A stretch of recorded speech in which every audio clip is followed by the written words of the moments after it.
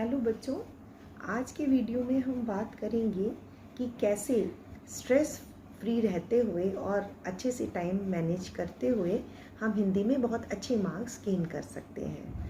तो इसमें मैं वन बाय वन चीज़ें लूँगी, प्रॉब्लम्स लूँगी और उनका साथ ही साथ आपको जो पॉसिबल सॉल्यूशन होगा वो भी बताते जाऊँगी। तो सबसे पहली जो प्रॉब्लम है वो है टाइम मैनेजमेंट की। यूजुअली बच्चे और सब्जेक्ट्स पे ज़्यादा ध्यान देते हैं। कभी कभी पेरेंट्स का भी पॉइंट ऑफ व्यू ये होता है और कभी कभी पेरेंट्स का नहीं भी होता, बच्चों का अपना पॉइंट ऑफ व्यू होता है। तो वो साइंस को, मैथ्स को और सब्जेक्ट्स को ज़्यादा इंपॉर्टेंस देते हैं और हिंदी को बहुत फॉर ग्रांटेड लेते हैं। हिंदी ही तो है, हो जाएगी, क्या है, एग्ज़ाम टाइम जब आएगा तो पढ़ लेंगे।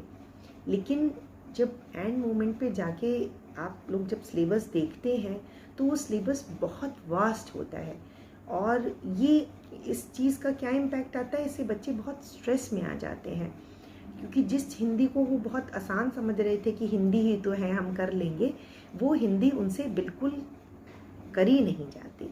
इतना ज़्यादा सिलेबस हिंदी में होता है कि वो उस टाइम मैनेज करना बहुत मुश्किल हो जाता है और दूसरा उस सिलेबस को देख के बच्चे जो स्ट्रेस में आ जाते हैं तो वो जो पॉसिबल होता है, जो कर सकते थे, वो भी करने में समर्थ नहीं रहते हैं। तो अब ये तो हुई प्रॉब्लम। इसका सॉल्यूशन क्या है? इसका सॉल्यूशन ये है कि ठीक है, आपका बहुत बिजी शेड्यूल है, बहुत सारे बच्चे बहुत चीज़ों में और एक्टिविटीज़ में भी इंडल्ज रहते हैं, बिज़ी रहते हैं। तो इसका सॉल्यूशन ये है कि आपको जो आपका देखिए डेली जो शेड्यूल है वो तो एज इट इज़ रहेगा, आपको उसमें से थोड़ा सा टाइम चोरी करना है हिंदी के लिए। ज़्यादा आप नहीं कर सकते, कोई बात नहीं, एटलीस्ट 15 to 20 मिनट्स भी अगर आप डेली देंगे, हाफ एन आवर तो काफ़ी हो जाएगा, लेकिन अगर आप 15 to 20 मिनट्स भी दे रहे हैं हिंदी को तो स्लोली ग्रेजुअली आप अगर साल के शुरू से इस तरह से कर रहे हैं तो आपको पता भी नहीं चलेगा और आपका साथ ही साथ हिंदी की भी बहुत अच्छे से तैयारी होती जाएगी। ये तो चीज़ हुई एक। अब दूसरी प्रॉब्लम पे आते हैं। बहुत सारे बच्चे अपने सिलेबस को लेकर भी बहुत कंफ्यूज रहते हैं। ऐसा भी मेरी जानकारी में आया है कि एग्ज़ाम्स में बहुत कम दिन बचे हैं और बच्चों को बिल्कुल क्लैरिटी नहीं है कि उनका सिलेबस क्या है ना। तो आपको अपने सिलेबस के बारे में भी अपनी टीचर्स से डिस्कस करके और ऐसे आपको पूरी इसके बारे में जानकारी होनी चाहिए। नंबर 3 जो चीज़ है, ये आपको सुनने में बहुत फ़नी लग सकता है, लेकिन बेटा आजकल जो इंग्लिश मीडियम वाले बच्चे हैं वो हिंदी से बहुत डरा करते हैं, है ना।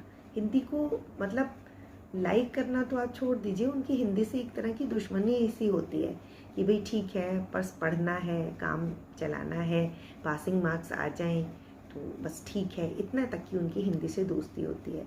मेरे अब तक इतनी एज में मेरा जो अनुभव है, मेरा जो एक्सपीरियंस रहा है, वो ये कहता है कि अगर आप किसी चीज़ से बहुत ज़्यादा डरते हैं तो वो चीज़ आपको बहुत ज़्यादा डराती भी है। तो हिंदी से डरना बंद कर दीजिए, हिंदी को अपना दोस्त समझिए। अगर दोस्त नहीं समझ पा रहे तो एटलीस्ट उसको अपना दुश्मन तो बिल्कुल मत समझिए। जो हमारे पास होता है हम वही देते हैं और जो हम देते हैं बदले में वही हम पाते भी हैं। आप हिंदी को डिसलाइक करते हैं, डिसरिस्पेक्ट करते हैं, उसको बिल्कुल फॉर ग्रांटेड लेते हैं, हल्के में लेते हैं, तो जो आप देते हैं उसको डिसरिस्पेक्ट करते हैं, हिंदी को वही बदले में आपको देती है। आपको ख़राब नंबर मिलते हैं हिंदी में। तो आप हिंदी को जो उसका ड्यू रिस्पेक्ट है वो आप उसको देना शुरू कर दीजिए। कैसे देना है रिस्पेक्ट? थोड़ी थोड़ी पढ़ाई करनी है हिंदी की, उसको बिल्कुल हल्के में फॉर ग्रांटेड वे में नहीं लेना है। थोड़ी थोड़ी उसकी भी और सब्जेक्ट्स के साथ तैयारी करते रहना है। ऐसा नहीं है, मैंने बच्चों को बहुत अच्छे अच्छे मार्क्स भी स्कोर करते देखा है। हिंदी बेटा आपके परसेंटेज को बहुत अच्छा बढ़ा भी सकती है और आपको बिल्कुल ज़ीरो पे लाके पटक भी सकती है। तो हिंदी से दोस्ती कर लीजिए, दोस्ती नहीं कर पा रहे तो एटलीस्ट दुश्मनी तो बिल्कुल छोड़ दीजिए। तो ये आपके लिए बहुत एक कारगर, मैं जो कहती हूँ, एक वैल्यूएबल पॉइंट साबित होगा। तीसरी जो चीज़ मैंने ऑब्ज़र्व की है अब तक के बच्चों को देख के, वो ये है कि बच्चे आजकल रीड नहीं करते हैं बुक, है ना। ये तो बहुत नोन फैक्ट है कि बच्चे रीड नहीं करते हैं, वो ऑडियो लेसन्स पर ही पूरी उनकी डिपेंडेंसी होती है। और ऑडियो लेसन्स भी कैसे, 2x की स्पीड से। बेटा अपने साथ ये चीज़ मत कीजिए, मैं प्लीज़ आपसे रिक्वेस्ट कर रही हूँ कि 2x की स्पीड से आप ऑडियो लेसन सुनना बंद कर दीजिए। आप लोगों को लगता है कि आपका टाइम इससे सेव हो रहा है, मैं कहूँगी कि इससे आपका टाइम वेस्ट हो रहा है, ये टोटल वेस्टेज ऑफ टाइम है। 2x की स्पीड से आपको कुछ नहीं समझ में आता, बहुत जल्दी बस आप सुन लेते हैं, आपको लगता है कि आपका टाइम बच रहा है, आप कुछ ग्रैस्प नहीं कर पाते हैं, आप फिर दोबारा सुनते हैं, तिबारा सुनते हैं। मैं सब बच्चों पे ये एप्लीकेबल नहीं होता, कुछ बच्चों की ग्रैस्पिंग पावर अच्छी होती है, वो 2x की स्पीड से भी अच्छा सुन लेते हैं, समझ सकते हैं, लेकिन सब बच्चों की एक सी क्षमता नहीं होती है। मैं उन बच्चों के बारे में बात कर रही हूँ तो कि जिनकी इतनी ज़्यादा क्षमता नहीं है। देखिए ब्रेन को भी चीज़ें प्रोसेस करने में टाइम लगता है, उसको चीज़ों को एब्जॉर्ब करने में, ग्रहण करने में कुछ समय लगता है, उसको वो समय दीजिए। मान लीजिए मैंने आपकी एक हाथ में बॉल दी, फिर मैंने दूसरे में भी दी, फिर मैंने और दी, जल्दी मैं देती जा रही हूँ, आप नहीं मैनेज कर पाएंगे, इधर गिरेगी बॉल, उधर गिरेगी, और बाद में एक टाइम तो ऐसा भी आएगा कि आपके हाथ में जो 2 बॉल थी आप उनको भी नहीं मैनेज कर पाएंगे, वो भी इधर उधर गिर जाएंगी। तो इसी तरह से आप सुन रहे हैं, जल्दी सुनते जा रहे हैं, आपका ब्रेन एब्जॉर्ब नहीं कर पाएगा चीज़ों को। तो 2x की स्पीड से सुनने का बेटा कोई भी फ़ायदा नहीं है। अगर आपके पास टाइम का क्राइसिस है, टाइम कम है, आप 1.5x की स्पीड से सुनिए, ये आप कर सकते हैं। इससे क्या एडवांटेज होगा, इससे एडवांटेज ये होगा आपको कि आपका दिमाग जो है वो चीज़ों को ग्रहण कर लेगा, अपने अंदर स्टोर कर लेगा नॉलेज को, और जब सच में इसकी बहुत ज़्यादा ज़रूरत होगी तो वो उस टाइम पर आपकी सारी नॉलेज आपको काम आएगी।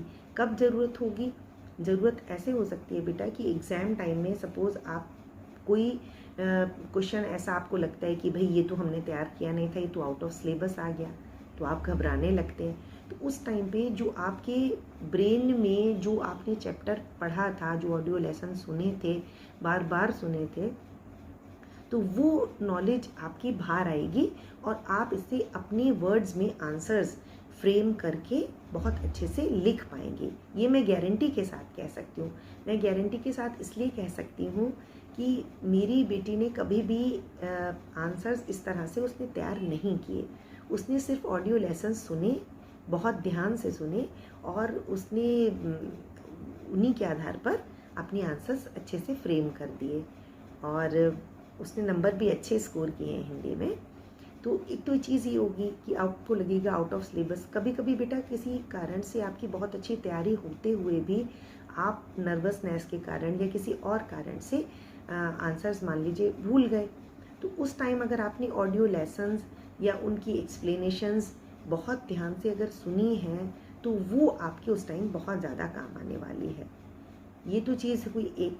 और कहाँ काम आएंगी आपकी ये, देखिए MCQs होते हैं, तो MCQs CBSE बोर्ड्स में भी, ICSE बोर्ड्स में भी, तो MCQs में आपकी नॉलेज जितनी डीप होगी, जितना आपने एक एक लाइन को ध्यान से सुना होगा, समझा होगा, आपके दिमाग में स्टोर किया होगा, तो उतनी MCQs आपके बहुत अच्छे होंगे। अगर जिन बच्चों ने, ये बिल्कुल गारंटेड बात है कि जिन बच्चों ने ऑडियो लेसन्स अच्छे से सुने हैं, समझे हैं, MCQs में वो बिल्कुल गलती किसी भी पॉइंट से कर ही नहीं सकते। तो ये चीज़ होगी, और आंसर्स तो आपके अच्छे फॉर्म होंगे ही होंगे। देखिए बेटा CBSE बोर्ड वाले बच्चों के पास ये एडवांटेज होता है कि चैप्टर के एंड में उनके पास काफ़ी सारे क्वेश्चंस दिए होते हैं, तो स्कूल में टीचर्स और बाकी मैं और मेरे जैसे बहुत सारे टीचर्स इस पर वीडियोस लेकर आते हैं, हम आपको पूरे आंसर्स प्रोवाइड कराते हैं, इवन एक्सप्लेन भी करते हैं, तो उनके लिए तो एडवांटेज है। लेकिन ICSE बोर्ड वाले बच्चों के पास इस तरह का कोई एडवांटेज नहीं है। उनका जो क्वेश्चंस का स्कोप है वो अनलिमिटेड है, कहीं से भी क्वेश्चंस फॉर्म किए जा सकते हैं, कितनी भी क्वेश्चंस फॉर्म किए जा सकते हैं।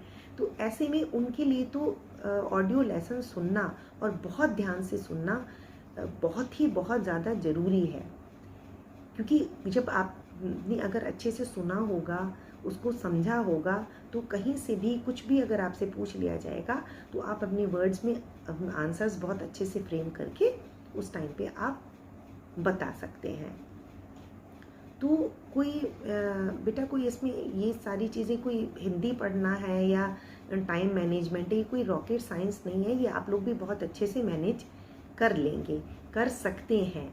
हम देखिए अपने डेली शेड्यूल से टाइम निकाल के आप लोगों के लिए इतनी मेहनत करते हैं, वीडियोस लेकर आते हैं, तो आपको भी हमारा साथ देना पड़ेगा और इसमें हिंदी में मेहनत करनी पड़ेगी और लेकिन पेशेंस रखना पड़ेगा। एक दिन में कुछ नहीं हो जाता बेटा, जैसे कहते हैं ना धीरे धीरे रे मना धीरे सब कुछ हो, सब कुछ होगा धीरे धीरे होगा, लेकिन होगा ज़रूर। एक प्रॉब्लम और है कि बच्चों को सब कुछ आता है, सब उन्होंने अच्छे से तैयारी की है, लेकिन फिर भी अच्छे नंबर नहीं आ पाते। क्यों नहीं आ पाते? स्पेलिंग मिस्टेक्स की वजह से। बच्चों को बहुत अच्छी जानकारी होने के बाद भी वो स्पेलिंग्स में गड़बड़ कर देते हैं। अब इसका क्या सॉल्यूशन है? इसका ये सॉल्यूशन है कि आप अपने घर में अपने पेरेंट्स को या किसी भी बड़े को ये रिक्वेस्ट कीजिए कि एटलीस्ट वो 10 वर्ड्स डेली आपके सिलेबस से आपको डिक्टेट करें। इससे क्या होगा फ़ायदा? इससे आपकी वोकेबुलरी बढ़ेगी और स्पेलिंग मिस्टेक्स आपकी स्लोली ग्रेजुअली आप देखेंगे कि बहुत ड्रास्टिक चेंज आपको दिखाई देगा। सिर्फ 10 डेज़ की डिक्टेशन में आपको बहुत चेंज दिखाई देगा। धीरे धीरे आपकी जो मात्राओं की जो छोटी छोटी गलतियाँ आप करते हैं, वो गलतियाँ आपकी होना एकदम बंद हो जाएंगी। तो अभी तक तो मैंने यही बच्चों की समस्याएं समझी थी और इनके मैंने अपनी तरफ से मैंने मतलब अपने साइड से मैंने इनकी कुछ सॉल्यूशंस आपको बताने की कोशिश की है। अगर फिर भी बहुत सारी चीज़ें ऐसी होती हैं जो बच्चे फेस करते हैं और शायद हम उनको समझ नहीं पा रहे हैं, तो आप प्लीज़ कमेंट सेक्शन में मुझे बताइए कि आप लोगों की क्या प्रॉब्लम्स हैं और मैं कैसे आप लोगों की हेल्प कर सकती हूँ। I am always there for you. हमेशा मैं आपके लिए हूँ उपलब्ध। किसी भी तरह की कोई प्रॉब्लम हो, कोई आपको जानकारी चाहिए, तो आप प्लीज़ कमेंट सेक्शन में मेंशन कीजिए। मैं इस सब्जेक्ट पे भी वीडियो लेकर आऊँगी और मैं कमेंट सेक्शन में भी आप लोगों को रिप्लाई करूँगी। तब तक के लिए मैं यही कहना चाहूँगी कि अच्छे से पढ़िए, धीरज के साथ पढ़िए, धैर्य से पढ़िए और क्योंकि अब आई थिंक बच्चों का यूनिट टेस्ट का भी टाइम आ गया है और अभी से आप अगर अच्छा स्कोर करेंगे और अच्छे से अगर मेहनत करके आगे बढ़ने की ठानेंगे तो फिर आपको कोई डिफीट नहीं कर सकता। तो ठीक है बच्चों, आप फ़िलहाल के लिए इतना ही। ऑल द बेस्ट, फिर जल्दी मिलेंगे नेक्स्ट वीडियो में। Okay, take care.